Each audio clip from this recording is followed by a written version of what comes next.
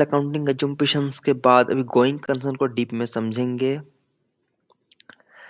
और इसका प्रैक्टिकल को एक सॉल्व करके देखेंगे गोइंग कंसर्न। उसमें आपका जो डीप कॉन्सेप्ट है वो क्लियर होगा। गोइंग कंसर्न इन डेप्थ है और not going concern assumption in depth है। इन डेप्थ इस पे क्या होता है, देखिए सिंपल सिंपल दो चीज होते हैं।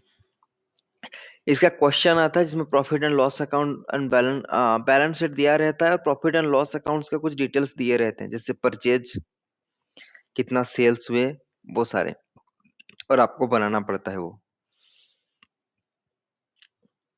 तो ये सारे कॉन्सेप्ट को समझाने से पहले मैं चाहता हूं कि आप रटना छोड़ के इसका कॉन्सेप्ट को समझें, ताकि ये याद ना रखें आप, तो भूलेंगे नहीं, समझ जाएं। ये स्टडी मैट का क्वेश्चन इलस्ट्रेशन 1 है, पेज नंबर 2.7, सब्जेक्टिव फ्रेमवर्क 2.7 है ये। इलस्ट्रेशन 1 है। इसे करने से पहले ना मैं आपको एक कहानी बताना चाहता हूँ। आप पहले प्लीज आप उसे ध्यान से सुनिए, तब आप उसे समझ पाएंगे कि स्टोरी क्या है। अभी जो है ये आप है, और आपका नाम, मैं मान के चलता हूँ आपका नाम जो है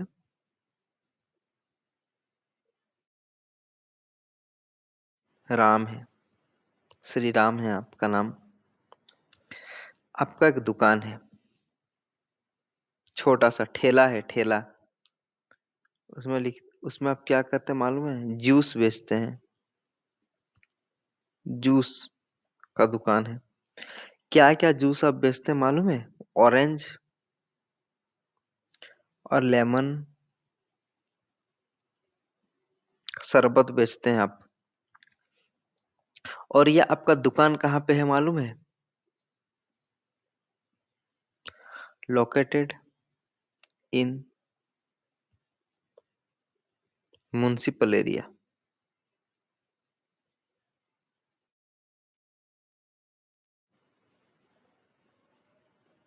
एरिया के रोड साइड में है, ठीक है। मान के चलिए ये रोड है, मेन रोड। यहाँ पे आपका दुकान है, राम जूस, ठीक है। अब जूस बेचते हैं, और बगल में एक इतना बड़ा बैंक है। बैंक, क्या बैंक है ये? आईसीआईसीआई बैंक कर दे, कॉपीराइट मत करना। आईसीआईसीआई, आईसीआईसीआई किसी का किसी कॉमर्शियल ऐड नहीं कर रहा हूँ, ये आईसीआईसीआई बैंक है। यहाँ पे बहुत सारा स्टाफ है, और आपका कम्युनिकेशन स्किल बहुत अच्छा है। इन लोग आपके पास आते हैं जूस पीने के लिए। यहाँ के कुछ स्टाफ्स जो है ना, कुछ स्टाफ्स हैं यहाँ पे, जो आपके पास ये रोड क्रॉस करके आपके पास जूस पीने आते हैं, ठीक है। इतना तक तो ठीक है। ये आपका म्युनिसिपल एरिया पे है ये दुकान आपका।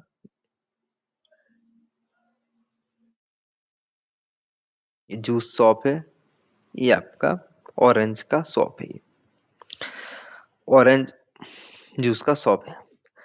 अभी क्या हुआ, आज का जो डेट है ना, वो है आज, अभी का जो डेट, आज का जो डेट है ना, मान लीजिए आपका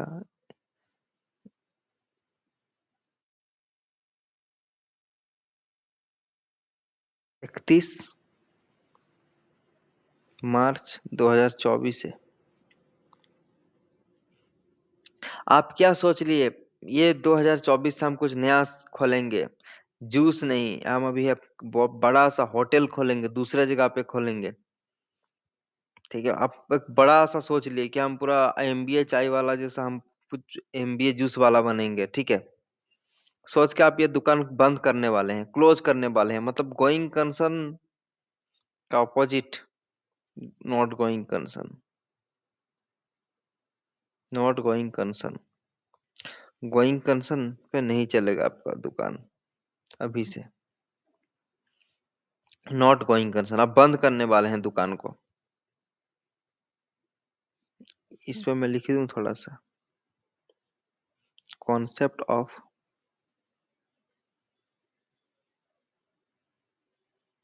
नॉट गोइंग कंसर्न। ठीक है,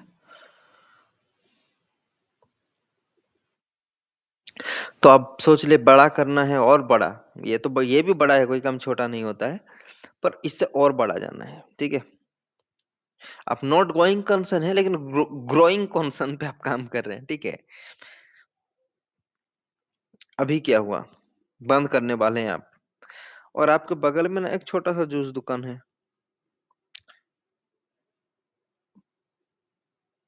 पर वो इतना खास चलता नहीं है क्योंकि वो चिड़चिड़ा टाइप का कोई आदमी इधर काम करता है, मान के चलिए। अभी आप सोच रहे दुकान बंद करेंगे, हल्ला हो गया भैया ये बंद करने वाला है दुकान। तो अभी सिचुएशन क्या हुआ है देखिए, अभी बात करते हैं, आपका तो लास्ट ईयर का तो आपके पास डिटेल था, अभी आता है हम लोग का। इतना सा स्टोरी आप मान के चलिए, ये लेमन का दुकान है, ऑरेंज आप बेचते हैं, जूस का शॉप है, म्युनिसिपल एरिया में आपका दुकान है, 31 मार्च 2024 को आप क्लोज करने वाले हैं दुकान, मतलब अगले साल तक ये जाएगा नहीं। ठीक है, और आपके पास 31 मार्च 2023 का बैलेंस शीट है। ठीक है, आपका बैलेंस शीट अवेलेबल है, अवेलेबल है, और इसके बाद बैलेंस शीट भी है और पी एंड एल भी है, और 31 मार्च से जो इतना तक का ट्रांजैक्शन है इसका भी रिकॉर्ड है, इनकम का भी है और एक्सपेंस का भी है, रिकॉर्ड है। अभी आते हैं ये क्वेश्चन पे, ये आप ही का दुकान का बैलेंस शीट, आप पहचान नहीं पा रहे हैं कि आप ही का दुकान का है, ये 2000 नहीं, ये 2023 कर दीजिए, ये 2023 का बैलेंस शीट है।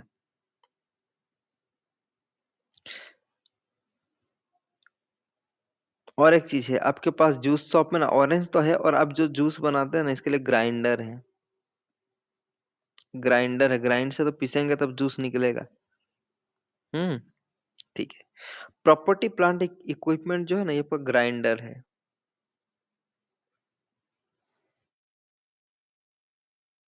स्टॉक जो है ना ये लेमन है, लेमन और ऑरेंज है, ट्रेड रिसीवेबल में ना वो स्टाफ्स हैं, कहाँ बैंक वाले। डेफर्ड एक्सपेंडिचर में क्या है मालूम है, ये जो म्युनिसिपल में जब आप दुकान खुले थे ना, 1 साल पहले ही खुले थे आप, 1 साल पहले ही रिन्यू किए हैं, 1 साल पहले ये म्युनिसिपल को ना आपने 10,000 रुपया दिए थे, वो, और म्युनिसिपल वाला ने आपसे क्या कहा था, आप 10 साल दे दो, 4 साल आपको ये रोड साइड से कोई हटा ही नहीं पाएगा, 10,000 पे, 4 साल तक हटा ही नहीं पाएगा, मतलब आप मान के चलिए कि आप लीज ले लिए हैं या फिर कुछ भी ले लिए हैं 4 साल के लिए, लीज थोड़ा अलग लाइन पे चला जाएगा, कुछ अलग अकाउंटिंग स्टैंडर्ड्स हैं, तो मान के चलिए रिजर्व किए हैं आप 4 इयर्स के लिए। ठीक है, और इसके लिए आपने 10,000 पेमेंट किए हैं, इसको मान लीजिए म्युनिसिपल पेमेंट, 10,000 दिए हैं। कैश आपको बैंक में जो पेटीएम गूगल पे में कुछ लोग पेमेंट कर दिए आपको, मान के चलिए पेटीएम है ये,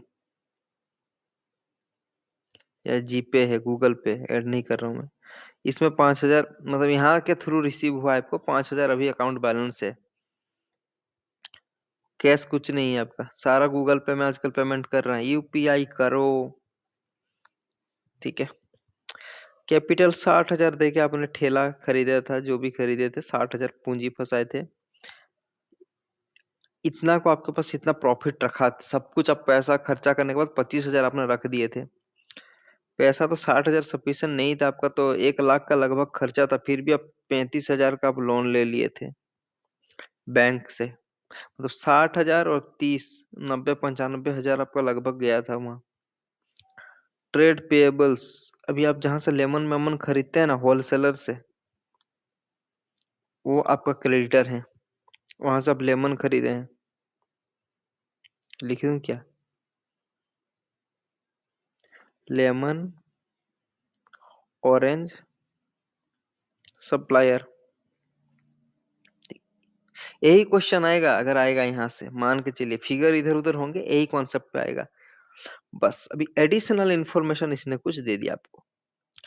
the remaining life of property plant and equipment 5 साल, 5 years। अभी हम लोग सिर्फ नॉट गोइंग कंसर्न पे करेंगे, प्रो लेवल पे नहीं करेंगे एक साथ दो दो।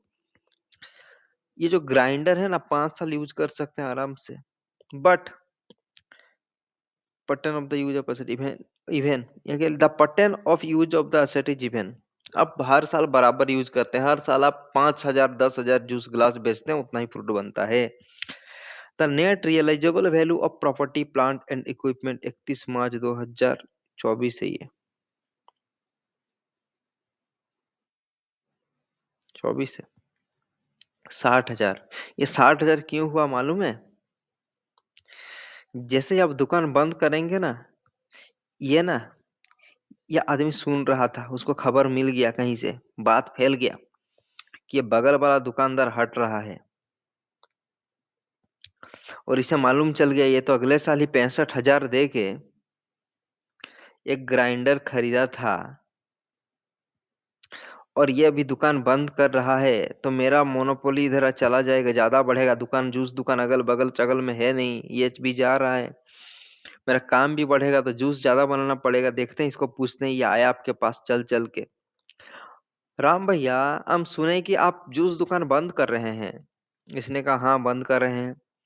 सुनिए ना, आपका जो मशीन वहाँ है ना, वो आपने तो कितने में खरीदे थे? तो इसने कहा 65,000 में। अभी क्या करेंगे, आप तो दुकान बंद कर रहे हैं, नया जगह पे आपको तो और दूसरा मशीन चाहिए होगा, आप इसे बेच दीजिए ना। तो इसने कहा भैया कितना में खरीदोगे? भैया हम ना इसको 60,000 में खरीद लेंगे, इससे ज्यादा तो दे ही नहीं सकते, क्योंकि हमको मालूम है, मेरे सामने ही आप खरीद के लाए थे आइटम को, आप इसी को बेच दीजिए, इतना में हम खरीद लेंगे। तो इसे कहा जाता है रियलाइजेबल वैल्यू, मतलब अभी ये रिलीज कर दिया तो इतना पैसा उसके पास आएगा। ठीक है, तो ये है 60,000। अभी आप ये चीज बोलिए,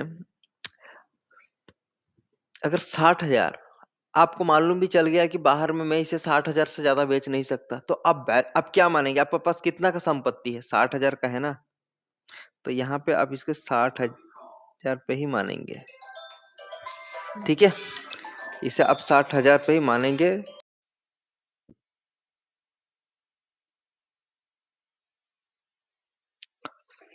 ठीक है गाइज, अभी 60,000 तो ये आपने ले लिए, 60,000 आपने कंसिडर कर लिए। ग्राइंडर का जो वैल्यू है, यानी प्रॉपर्टी प्लांट एंड इक्विपमेंट का 60,000 है।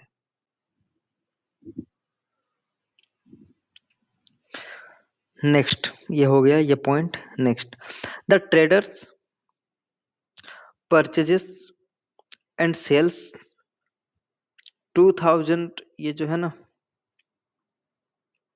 2023 एंड 24, 1 अप्रैल 2023 से 31 मार्च 2024 के बीच, purchases and sales, purchases 4 lakhs, sales 4.5 lakhs respectively, का मतलब यही होता है कि ये दोनों देखिए सीरियली है, ये दोनों आप कंसीडर कीजिए, ये वाला परचेज 4 लाख से, सेल्स 4.5 लाख से। मैंने अपना कुछ रिकॉर्डेड वीडियो मैंने देखा, मैंने ये कर करके ज्यादा पार किया, जैसे ये है, ये है, पर प्रैक्टिकली भी मुझे पढ़ना चाहिए। परचेज 4 लाख से, सेल्स 45 लाख से, मतलब सेम सीक्वेंस में ये परचेज और सेल्स, या वैल्यू भी परचेज और सेल्स, ऐसा है। तो यहाँ पे परचेज, इसको तो हम लोग कुछ भी अलग से चेंजेस नहीं कर सकते हैं, तो यहाँ पे हम लोग इस एग्जाम्पल पे यहाँ पे हम लोग प्रॉफिट एंड लॉस स्टेटमेंट बनाते हैं। चलिए,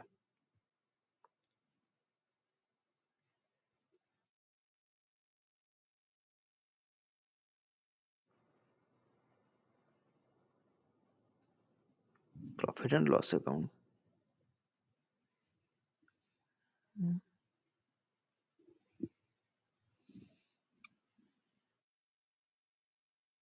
यहाँ पे इस पॉइंट बी पे दिया है परचेज एंड सेल्स। परचेज कहाँ होता है? यहाँ पे होता है डेबिट साइड में, टू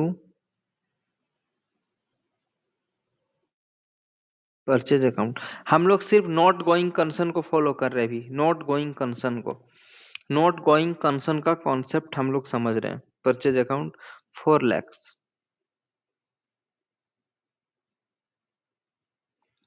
बाई सेल्स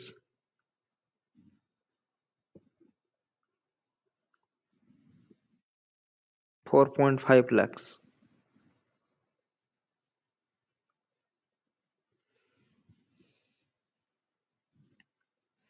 ये हम लोगों ने कंसीडर कर लिए। Next, the cost and net realisable value of stock on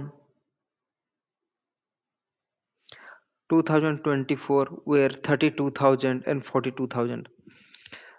अभी ये एग्जाम्पल पे मैंने कहा था ना, आप ऑरेंज और लेमन खरीदते हैं, और ऑरेंज और लेमन का जो वैल्यू है ना अभी आपके पास, इसका जितना कॉस्ट है, ये कॉस्ट है आपका 32,000।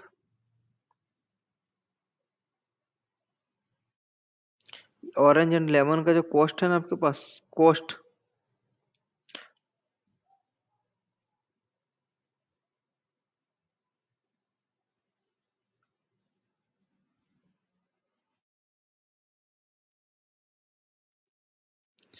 खरीदे हैं 32,000 में, और इसे आप रिलीज कर सकते हैं। रियलाइजेबल वैल्यू जो है, रियलाइजेबल वैल्यू 40,000 है। अभी मजा का बात देखिए, मैंने कहा था ना आपके बगल में एक दुकानदार है जो थोड़ा थोड़ा चुगलखोर टाइप का आदमी है, जो खबर लगा लिया है कि आप काम दुकान बंद करने वाले हो, तो पहले आपको ग्राइंडर खरीद ले लिया। ग्राइंडर को ले लिया ना 60,000 में, 65,000 का ग्राइंडर को। अभी उसका नजर पड़ गया आपका स्टॉक पे, बोला भैया आप तो रात को दुकान बंद कर रहे हो, कल से आओगे भी नहीं, ये नींबू सबका आप क्या करोगे? तो आपने कहा कि मैं नींबू सबको क्या करूं, नींबू और ऑरेंज को बेच दूंगा ना, कितना में? मैंने कहा जितना मैक्सिमम होगा। मेरा कॉस्ट तो 32,000, खरीद के लाने में मेरे को 32,000 खर्चा हुआ है। मैं इसे 40,000 पे, मैं इसे अब 45 में सेल करूंगा, ऐसा आपने कहा। तो इसने कहा नहीं भैया हम 40,000 तो नहीं देंगे, हम इसको 32 में खरीदे ना, हम आपको 33,000 देंगे। तो आपने कहा भैया मजबूरी का नाम मजबूरी का नाम पे फायदा मत उठाओ, हम तो 45,000 में बेचेंगे। फिर दुकानदार ने कहा भैया इतना रेट में तो आपसे बाहर भी जाके लेंगे ना तो भी नहीं लेगा कोई, आप एक काम करो, आप मुझे मुझे आप 40,000 पे ही दे दो। आपने कहा रुको थोड़ा मैं पता करके आता हूँ। फिर बाहर जाके पता कर किए तो बाकी लोग भी यही बोलने लगे कि 40,000 में ही हम लोग खरीद सकते हैं, इससे ज्यादा नहीं देंगे। तो आपको ये मालूम चल गया कि यह बंदा बोल रहा है 32 देगा, अभी 40 पड़ा हुआ है, और अगर बाहर पे भी बेचेंगे तो 40,000 ही आएगा। मतलब इसका जो रिलीज करने का रियलाइजेबल वैल्यू है, इसका वैल्यू 40,000 होगा, क्योंकि ये नहीं देगा तो मार्केट में मैक्सिमम हम 40,000 पे इसे सेल कर सकते हैं। मैंने कहा ठीक है बगल वाले को ही दे देते हैं। तो वो बोला कि ठीक है 40,000 में हम लेंगे। तो आपने क्या अपना खाते में तुरंत लिख लिए, ठीक है भैया मेरा स्टॉक यही मान के लेता हूँ कि 40,000 का है। तो आपने इसको क्या किए, ये स्टॉक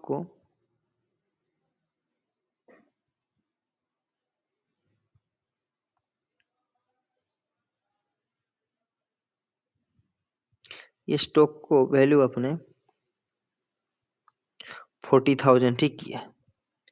रियलाइजेबल वैल्यू पे करना है, कॉस्ट पे नहीं करना है, क्योंकि आपको मालूम चल के शाम को मेरे को 40,000 आ जाएगा, आप तुरंत प्रॉफिट एंड लॉस अकाउंट में आप इसको डाल देंगे, बाय क्लोजिंग स्टॉक कितना 40,000।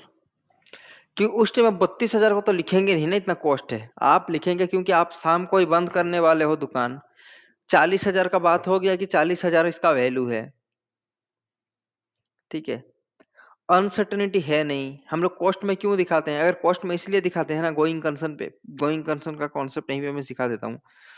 कॉस्ट या नेट रियलाइजेबल वैल्यू का जो कम है, लोअर है, उसको हम लोग इन्वेंट्री वैल्यू लेते हैं। क्यों? क्योंकि 31 मार्च 2024 को आप मान लीजिए यहाँ पे कितना है, 32,000 है और 40,000 है।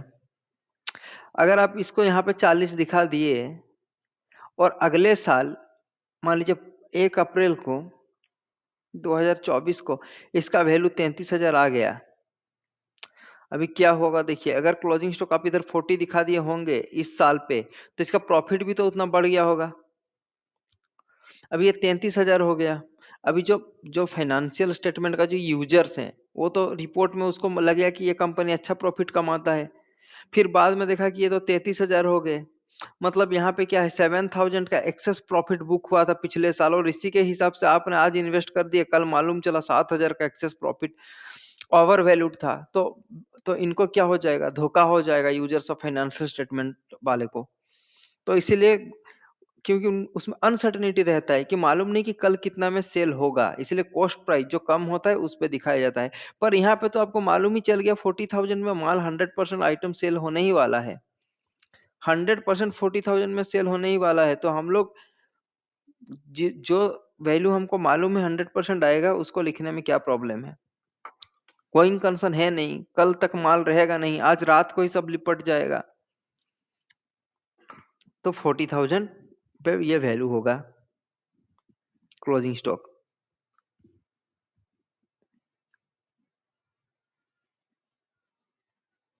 इसी पे होगा रिलीजिबल वैल्यू, इस पे कोई कंपैरिजन नहीं होगा। एक्सपेंसेस इंक्लूडेड इंटरेस्ट, ये एक्सपेंसेस है 14,900, ये जो लोन है ना 10% लोन, इस पे इंटरेस्ट है 14,000 एक्सपेंसेस 14,900 टू।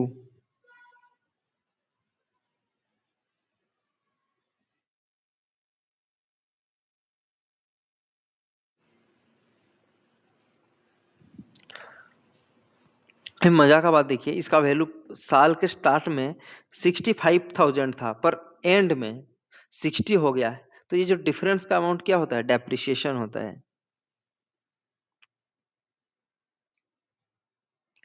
कितना है, opening value minus closing value 5,000 depreciation है।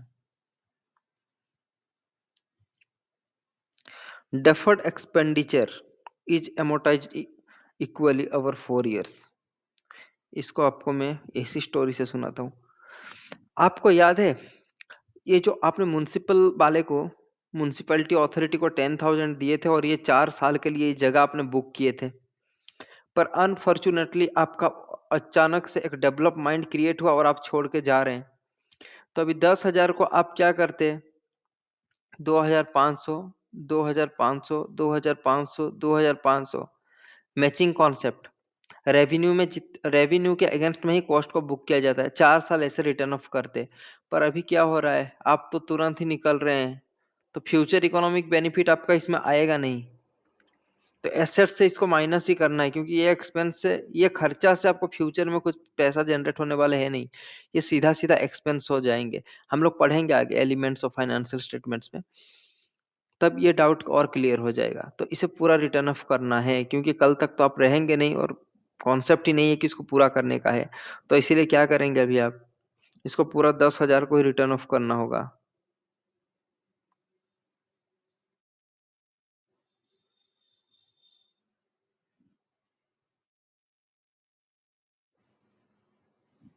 टू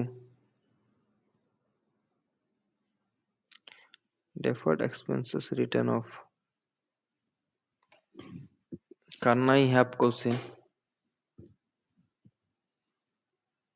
कितना, 10,000 इसको रिटर्न ऑफ करना है, क्योंकि इसमें कोई फ्यूचर इकोनॉमिक बेनिफिट आएगा नहीं, तो इसे इसी साल को करना है। इसे और कॉन्सेप्ट को और डिटेल में जाएंगे जब वो नोट्स को पढ़ाएंगे आपको। ट्रेड रिसीवेबल, अभी देखिए ट्रेड रिसीवेबल है, trade receivable on 31st March 2024 is 25,000, of which 2,000 is doubtful collection of another 4,000 depends on successful reinstallation of certain product supply to the customer। अभी देखिए यहाँ पे और एक स्टोरी था, यहाँ पे एक बैंक था, ये बैंक था, बैंक के कुछ एम्प्लॉय स्टाफ्स, बैंक के कुछ स्टाफ आपके उपभोक्ता थे, कस्टमर थे, उन कस्टमर में से 25,000 उधारी है। इसको थोड़ा सा हम लोग इधर समझते हैं। ये बैंकिंग स्टाफ्स हैं,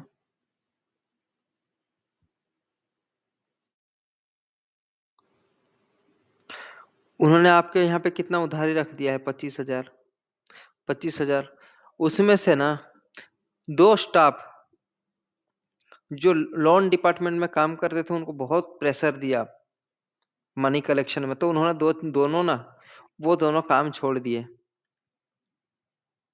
और अभी अभी ना आप उनको 2 महीना से देखे नहीं ऑफिस आते कि आप मांगेंगे, तो आ ही नहीं रहे हैं, ट्रांसफर हो गया होगा उनका। तो उनका जो उधारी था, 2 आदमी 2,000 खा के चला गया। तो इसमें आप श्योर नहीं है कि पैसा आना है या नहीं आना है, डाउट है आपको, इसलिए डाउटफुल है 2,000। ठीक है, पूरा स्टोरी से समझा रहा हूँ, आप पूरा समझ लेना। उसमें से एक स्टाफ था, उसने क्या कहा, भैया मैं मंथली दूंगा, मैं मंथली दूंगा आपको, और मैं हर महीना का लास्ट को दूंगा, हर महीना का बिल नेक्स्ट महीना का 10 तारीख को दूंगा। अभी क्या है, मार्च 24 का जो बिल है ना, वो आपको अप्रैल मंथ में देगा, 2024 को। और इस वक्त तक तो आप रह नहीं रहे हैं, आप 31 मार्च रात को ही कट रहे हैं, मतलब कट जा रहे हैं, मतलब निकल रहे हैं। तो यह पैसा आप जब रहेंगे नहीं, कल तक कंप्लीट उसका मंथ कंप्लीट नहीं कर रहे हैं आप, तो उसका पैसा आएगा नहीं। तो इसमें से फिर 4,000 माइनस हो जाएगा, क्योंकि अभी तक उसका बिल 4,000 हुआ है। और ये 4,000 वो कब देगा, अप्रैल महीना में देगा। अप्रैल महीना में और अब और 2-3 जूस पी पी लेता, उससे उससे पहले एक दिन पहले फिर देता, तो आप तो आज ही कट रहे हैं। मतलब काम बाकी है, वो काम कर लेंगे, या फिर कुछ पैसा अभी तक 4,000 आपका फंसा हुआ है, आप उसका कॉन्ट्रैक्ट ही पूरा नहीं कर रहे हैं। वो बोला कि आप मुझे पूरा अगले महीना तक देना, हम क्लियर करेंगे, अगर आप पूरा महीना खिलाएंगे, आप आज से ही बंद कर रहे हो, तो कॉन्ट्रैक्ट पूरा नहीं हुआ तो पैसा ये देगा नहीं। टोटल 6,000, तो आपका 25,000 था, उसमें से 6,000 आपका आने वाला है नहीं, तो 19,000 आपका डेटर्स बचा। तो यहाँ पे क्या करेंगे, ट्रेड रिसीवेबल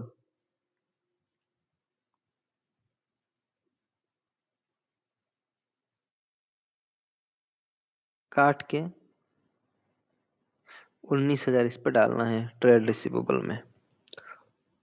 ठीक है, और 6,000 जो माइनस हुआ वो यहाँ पे लिखेंगे।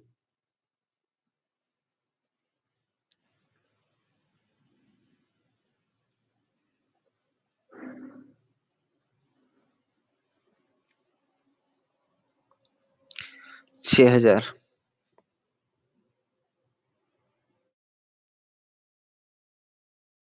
ये प्रोविजन भी हो सकता है, बैड डेब्ट्स प्रोविजन। समझाने के लिए 6,000 मान के चलिए, ठीक है। ये दोनों एक ही है। Next, closing trade payable 12,000, which is like to be settle 5% discount. आपने कुछ बंदे से लेमन खरीद के लाए थे, उन लोग डर गए, बोले भैया ये तो 31 मार्च को ही निकल जा रहा है रात को, कल रहेगा नहीं, इससे अच्छा कि पैसा ले ले। भले ही 7% मार्जिन था, 2% मार्जिन रखेंगे और उससे पैसा ले लेंगे। तो अभी क्या हुआ था, उधारी था आपका कितना,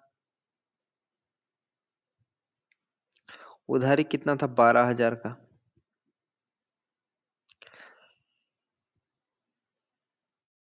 अभी जिस, मान लीजिए आप श्याम से, आपका था उधारी, श्याम ने कहा ये तो चला जाएगा, चलो 5%, उसने फोन किया आपको, हेलो, आपने कहा हाँ हेलो, अरे हम सुने थे आप गांव छोड़ के जा रहे हो, कुछ दूसरा बड़ा कुछ प्लान है आप, हाँ सुनिए ना, मेरा पहला पैसा दे दीजिए ना।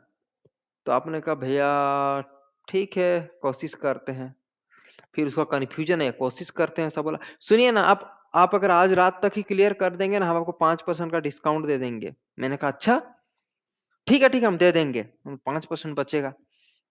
तो हम हिसाब करेंगे अभी कितना देना है हमको, 5% डिस्काउंट, 12×5 = 60, 600 रुपया, 11,400।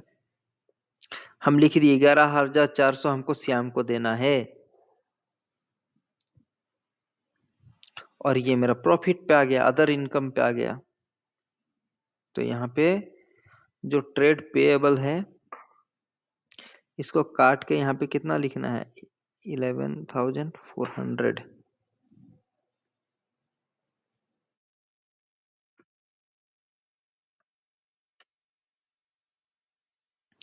ठीक है, और यहाँ पे लिखेंगे by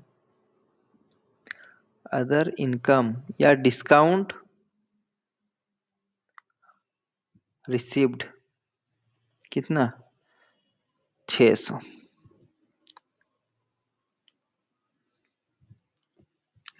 cash balance 37,100, cash balance का तो कुछ है नहीं, इतना पैसा है,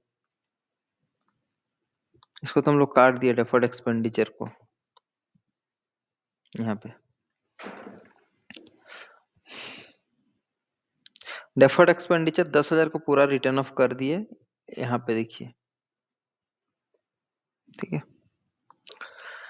अभी there is an early repayment penalty for the loan 2500, 2,500।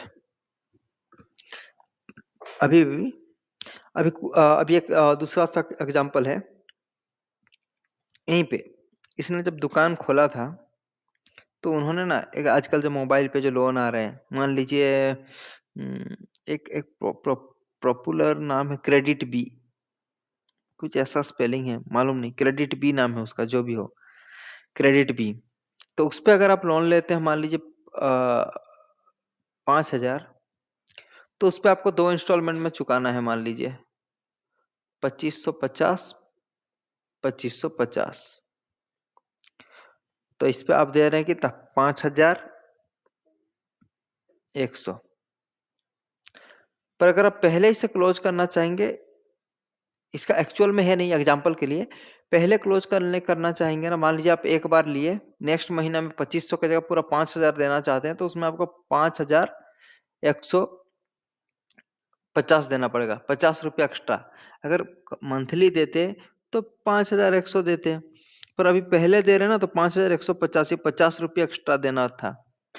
तो अभी इसने डिसाइड किया भैया अब दुकान बंद कर रहे हैं, फिर पैसा होगा नहीं होगा, अभी पैसा आ रहा है, सब सामान बेचे, ग्राइंडर बेचे, इन्वेंट्री बेच दिए 40,000 में, अभी जो पैसा है वो अभी धार उधारी सब कटा देते हैं, फिर बाद में होगा नहीं होगा। तो उसने हिसाब लगाया कि मेरे को तो फिर कितना देना है महीना का अंत में। उसने क्या हिसाब किया, उसने लिए थे लोन 35,000 का।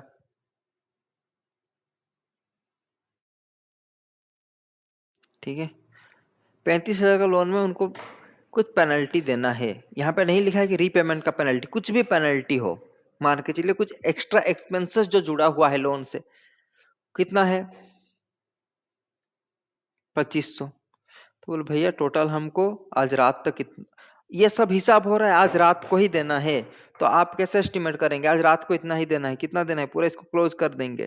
कितना, 37,500 इतना लोन है। तो इसको तुरंत आप यहाँ पे लिख देंगे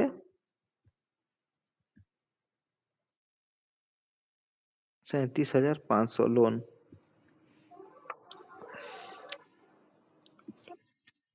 और क्या है, और कुछ है ही नहीं।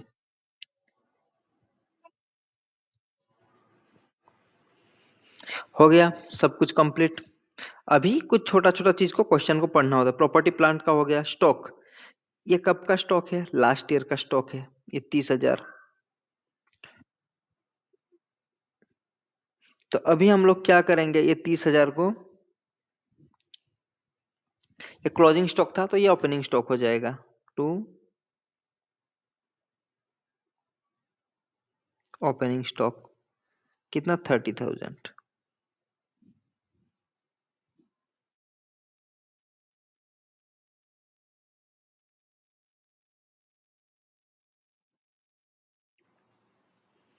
ठीक है, और हम लोग ने यहाँ पे 35,000 की जगह 2,500 फाइन था, ये जो पेनल्टी था, अर्ली रिपेमेंट 2,500, ये भी तो एक फाइनेंस कॉस्ट है। जब आप जाएंगे फिनांस कॉस्ट पे आएगा, या फिर पेनल्टी में आता है, इंटरेस्ट तो फिनांस कॉस्ट में आता है, यहाँ पे पेनल्टी,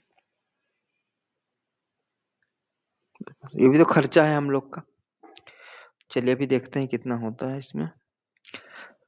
4,50,000, 4,90,600, 4,90,600 आएगा। 4,90,600, 4,90,600।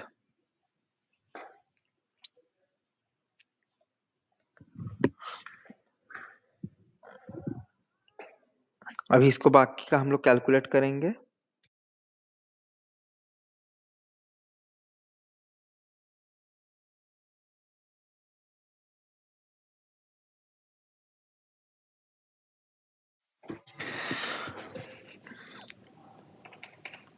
Four lakh 90,600 minus 30,000 minus 4 lakhs minus 5,000 minus 14,900 minus 10,000 minus 6,000 minus 2,500 equal to balance कितना आ रहा है, 22,200। ये क्या है, टू नेट प्रॉफिट। और ये कहाँ जाएगा, ट्रांसफर टू कैपिटल अकाउंट, या फिर ये बैलेंस शीट फिगर है ये। अभी ये कहाँ पे आ गया, देखिए यहाँ इस ये पहले साल का प्रॉफिट कितना था, 25,000। अभी कितना आया है, 22,200। अभी इसको ऐड करते हैं, चलिए 60,000 plus 40,000 plus 19,000 plus 37,100 equal to 1,56,100। इसको ऐड करते हैं, ये 60,000 का 60,000 ही रहेगा capital, 60,000 plus 22,200 plus 25,000 plus 37,500 plus 11,400, 1,56,100। देखिए ये टैली हो गया, मतलब हम लोग का फाइनेंशियल स्टेटमेंट जो बना है नॉट गोइंग कंसर्न पे, ये एक्यूरेट है। तो यहाँ पे आप समझ गए। अभी हम लोग आते हैं जो मेन कॉन्सेप्ट, जो इसका जो आंसर भी दिखा देते हैं आपको। हम्म, ये देखिए case two not going concern में ना है, और बैलेंस शीट 156 100। ठीक है, अभी कॉन्सेप्ट पे आएंगे। ये देखिए not going concern assumption in depth, ये बुक पे नहीं है। चलिए पहले asset liquidation, immediate revaluation. Asset are revalued at their immediate disposal value. Immediate disposal value आपको याद है, ग्राइंडर को हमने, ग्राइंडर का वैल्यू कितना था, ग्राइंडर का वैल्यू 65,000 था। ग्राइंडर का वैल्यू मतलब पीपीई का वैल्यू, पर डिस्पोजल वैल्यू कितना था, सामने वाला जो बंदा था, जो चुगलखोर आदमी था, वो कितना में खरीदेगा बोला आपसे, 60,000 में। तो हम लोग क्या किए, तुरंत 60,000 में उसको रीवैल्यूड कर दिया एसेट को। ठीक है, याद रखना एग्जाम्पल से, ये कॉन्सेप्ट को याद मत रखना, ये कॉन्सेप्ट से वो एग्जाम्पल को याद करना है। एसेट को, इसका रीजन ये था कि हम लोग जानते हैं कि रात को बंद करना है, 60,000 में सामान डिस्पोजल हो जाएगा। डिस्पोजल मतलब बिक देना, बेच देंगे हम लोग, तो इसका वैल्यू हम लोग अभी 60,000 ही कर देते हैं, ज्यादा दिखाएगा कोई फायदा नहीं। Inventory lower of cost and market value. Inventory जो लेमन, कितना था आपका कॉस्ट, 32,000 था कॉस्ट, पर आप, वो आदमी कितना में खरीदेगा बोला, 40,000 में। तो हम लोग तुरंत 40,000 पे उसको लिख दिए। तो क्यों, क्योंकि इतना में ही हम लोग सेल कर सकते हैं, इतना कम करके कोई फायदा है नहीं, इससे ज्यादा करके भी कोई फायदा नहीं। तो lower of cost market value, market value might equalate, equate sorry equate to, equate मतलब बराबर, मालूम नहीं ये सब वर्ड क्यों क्यों देता है, equate to liquidation value. Liquidation value मतलब जो सेलिंग, लिक्विडेशन के टाइम जो आपको मजबूरी के नाम पे जो 40,000 में खरीदने आया था, value rather than normal selling price. Normal selling price नहीं है, क्योंकि अभी इसको अब नॉर्मल सेलिंग होता तो अब हो सकता है कि ज्यादा में बेच सकते हैं 45,000 में, पर वो भी देखा, ये तो 40 दुकान छोड़ के जा रहा है, हटा हुआ माल है, जितना जल्दी होगा बेच के ही जाएगा, तो 40,000 में दे दिया। ठीक है, liability immediate recognition, all liability considered current and are recognized at the amount expected to be settled। expected settle, loan का याद कीजिए, लोन, लोन कितना का था, 35,000 का था, पेनल्टी कितना था, 2500 का था। ठीक है, 35,000 का था लोन, लोन 2500 का था। 2500 हमको अभी नहीं देना था, वो हमको नेक्स्ट टाइम दिया था, अर्लियर रीपेमेंट लिखा हुआ था, पर हमको करंट में ही कंसीडर करना है, क्योंकि भैया हमको जब आज रात को ही सब कुछ यहाँ से सब हिसाब किताब करके निकल जाना है, घर जाएंगे बीवी बच्चे के साथ रहेंगे तब फोन करेगा पेंडिंग है, इसलिए हम आज यहीं पे झेल रहे हैं, तो सब कुछ क्लियर करके ही आज जाएंगे। तो इसीलिए हम लोग उसको करंट में मानेंगे। करंट माने मतलब लोन पे हम लोग ले आए उसको, इसलिए 35,000 की जगह पे 37,500 दिखा है, आपको दिखा दूं क्या।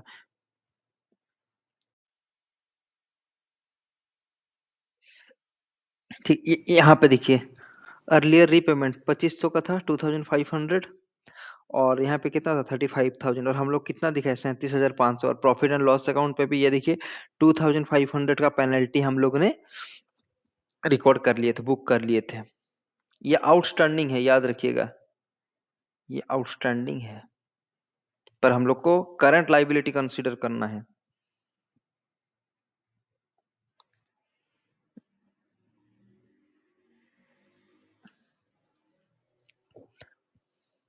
Revenue recognition, stop for normal business operation, focus shift to gain or loss on disposal of asset। Asset सारे डिस्पोजल किए, उसमें प्रॉफिट लॉस जो होता है, ये इस पे कवर नहीं थे, मैंने फिर भी लिख दिया, फ्यूचर में अगर आएगा ये कॉन्सेप्ट को क्लियर कराएंगे।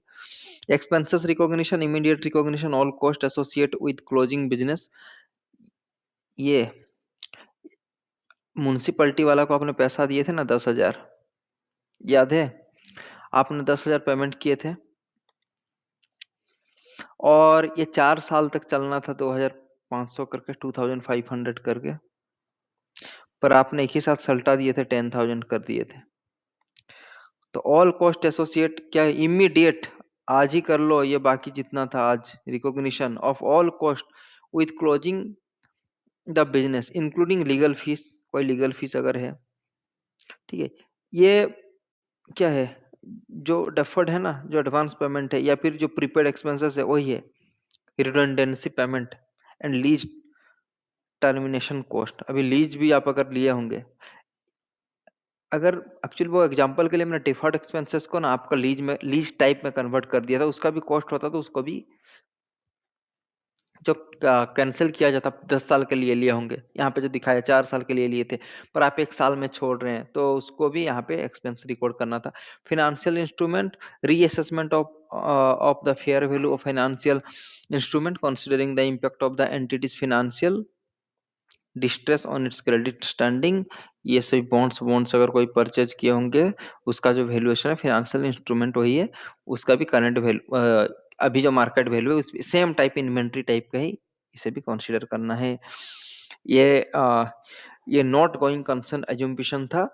और गोइंग कंसर्न का अगर बात किया जाए, मैं सेम प्रॉब्लम गोइंग कंसर्न को मैं पहले पढ़ा ही देता हूँ। गोइंग कंसर्न क्या है, long term asset same depreciation और इम्पेयरमेंट का सेम अकाउंटिंग होगा, जितना साल वो चलेंगे सेलेम मेथड, ये जो मेथड आपको फॉलो करना है कर लीजिए। Inventory lower of cost and realisable value, जो कम होगा उसे कीजिए, क्योंकि अगले साल में कितना में सेल होगा हम लोग को मालूम ही नहीं है, ठीक है। राइट डाउन करना है, अभी मार्केट डिक्लाइन हुआ तो राइट डाउन करेंगे और फिर रिवर्स कर देंगे अगर बढ़ गया तो। Investment same long term current investment और long term investment. Impairment provisions and contingency हम लोग को क्रिएट करना करना पड़ेगा, कर सकते हैं, कोई प्रॉब्लम नहीं है, और क्योंकि लॉन्ग टर्म के लिए है। Deferred tax asset and deferred tax liability, इसका कॉन्सेप्ट हम लोग आगे पढ़ेंगे, पर अभी एग्जाम पे अभी ये चीज पहुंचा नहीं है। गोइंग कॉन्सन का ये डेफर्ड, ये प्रोविजंस एंड कॉन्टिजेंसी, ये सब आया नहीं है। इन्वेस्टमेंट तो ये हम लोग अकाउंटिंग स्टैंडर्ड्स में पढ़ेंगे, इन्वेंट्री भी अकाउंटिंग स्टैंडर्ड्स में पढ़ेंगे, और लॉन्ग लाइव एसेट का भी पढ़ेंगे, ये नॉर्मल चीज है। तो चलिए हम लोग अभी उसको एक बार गोइंग कंसर्न में एक बार हम लोग इसे सॉल्व कर लेते हैं, फिर हम लोग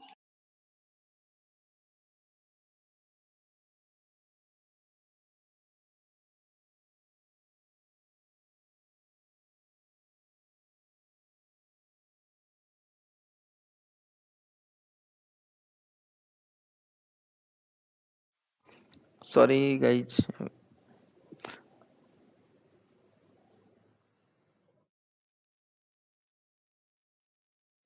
आगे आगे का टॉपिक पे भी हम लोग शुरू करते हैं। अभी वही जो है ना उसी को गोइंग कंसर्न में कर देते हैं। गोइंग कंसर्न, इसको सेम क्वेश्चन को हम लोग गोइंग कंसर्न में करेंगे। नहीं, नहीं पॉइंट पे नहीं।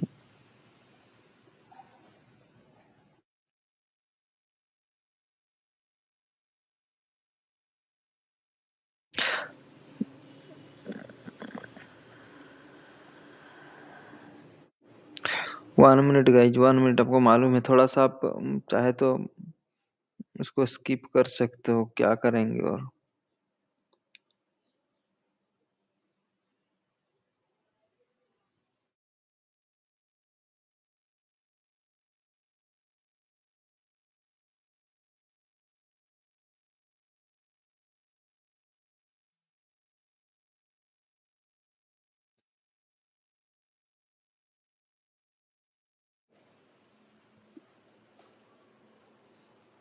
एक साथ हो सकता है क्या ये? नहीं हो सकता। चलिए अभी सेम को गोइंग कंसर्न पे भी बनाएंगे। गोइंग कंसर्न पे सेम कॉन्सेप्ट है, बस सेम सब कुछ सेम कॉन्सेप्ट है, बस इसमें ये कॉन्सेप्ट है, ये बात है कि आप आज नहीं जा रहे हो, बस खत्म हुआ ये साल का अकाउंटिंग, आप नया साल के लिए बना रहे हैं, यही मान के चलना है। चलिए, the remaining life of property plant and 5 years तक चलेगा, ठीक है। क्या 5 ईयर्स तक चलेगा? 5 ईयर्स तो ये चलने वाले हैं। 65,000 का एसेट वैल्यू है, 65,000 डिवाइडेड बाई 5 इक्वल टू 13,000 होगा। 13,000, तो डेप्रिसिएशन जो यहाँ पे होगा 13,000 होगा।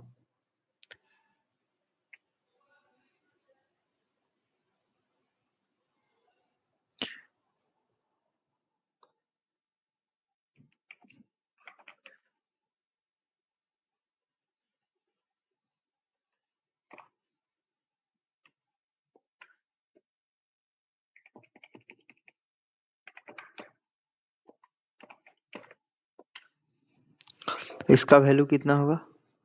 52,000।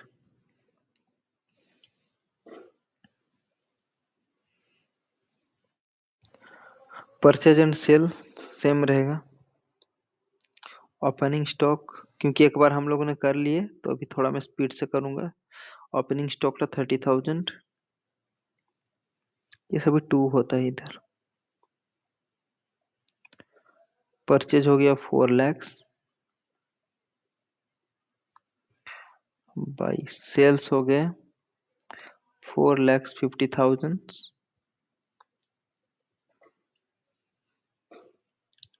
ठीक है, परचेज हो गया sales.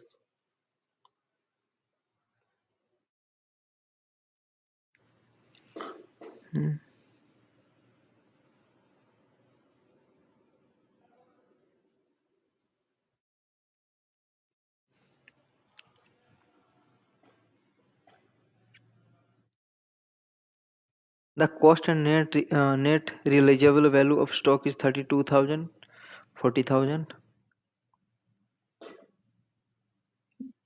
By closing stock 32,000। Accounting standard 2 में इसको पढ़ेंगे डिटेल में। इसमें आप याद रखना जो कम है उसी को लेना है। Net realisable value NRV cost और एनआरवी हुई ever is lower. Expenses including interest 3,500। देखिए 35,000 का 10% आपका 3,500 होता है इंटरेस्ट। अमाउंट भी 14,900 टू।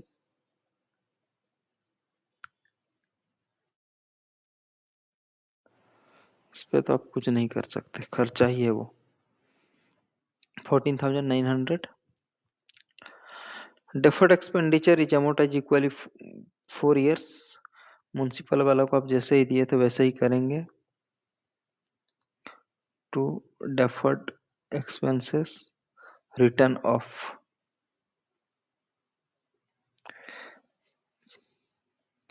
2,500 करेंगे। डेफर्ड एक्सपेंसेस को जब 2,500 करेंगे ना, ये बैलेंस हो जाएगा 7,500।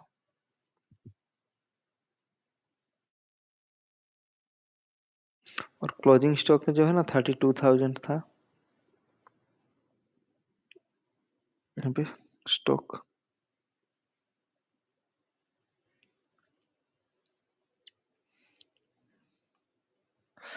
ट्रेड रिसीवेबल 25,000 था, 2,000 डाउटफुल।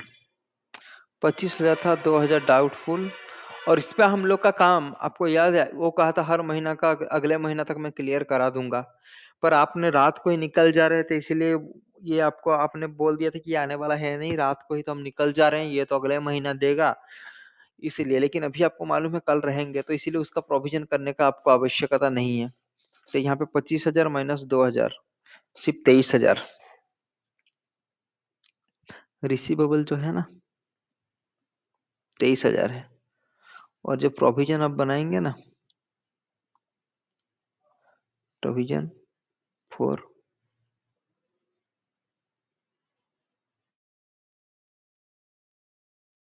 डाउटफुल डेप्स 2,000 का बनाएंगे आप।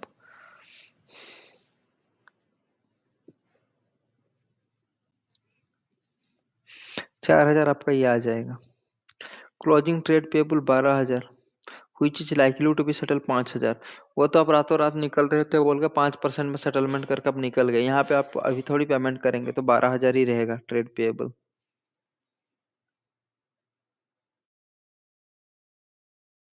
कल देंगे।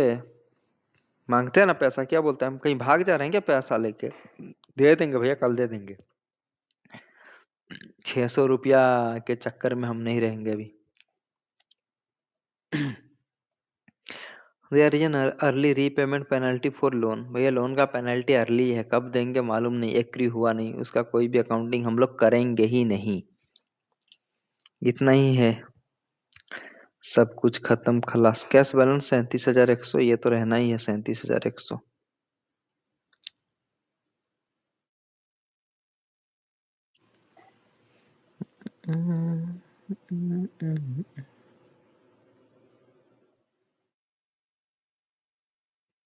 चलिए हिसाब करते हैं अभी। 4,50,000 और 32, 4,82,000,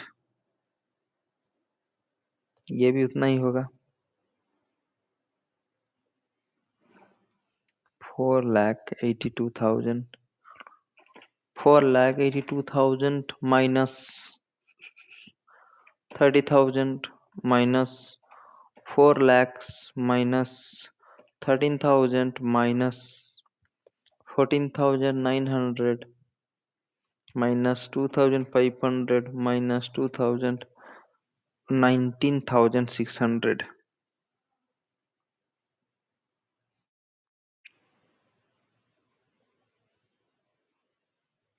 नेट प्रॉफिट ये क्या है? बैलेंसिंग फिगर है, ट्रांसफर टू कैपिटल अकाउंट और बैलेंस शीट, जो लिखना है लिख दो आप। बैलेंस शीट का 19,600 यहाँ पे डाल दो, 19,600।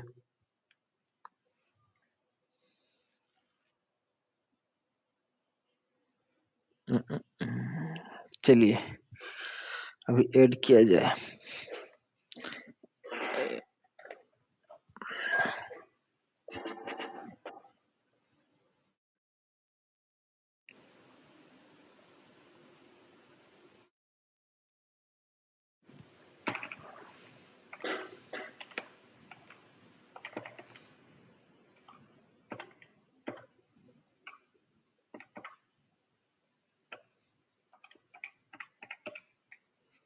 1,51,600 इसको ऐड किया जाए।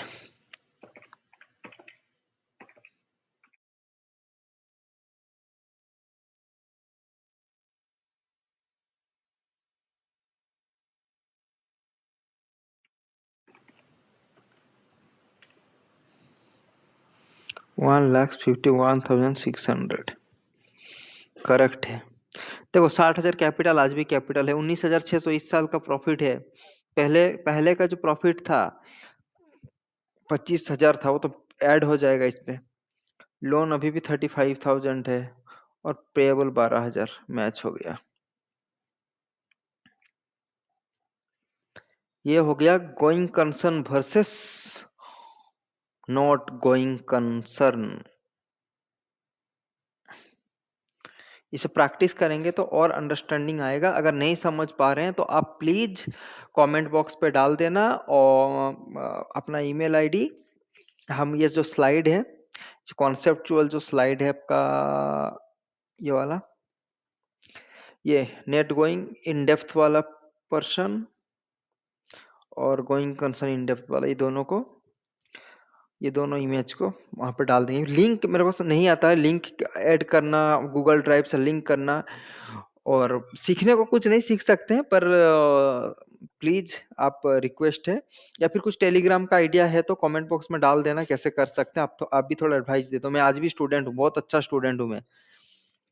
भले ही टीचर खराब हूँ पर स्टूडेंट बहुत अच्छा हूँ मैं, सीखने में बहुत जल्दी चीज सीख जाता हूँ।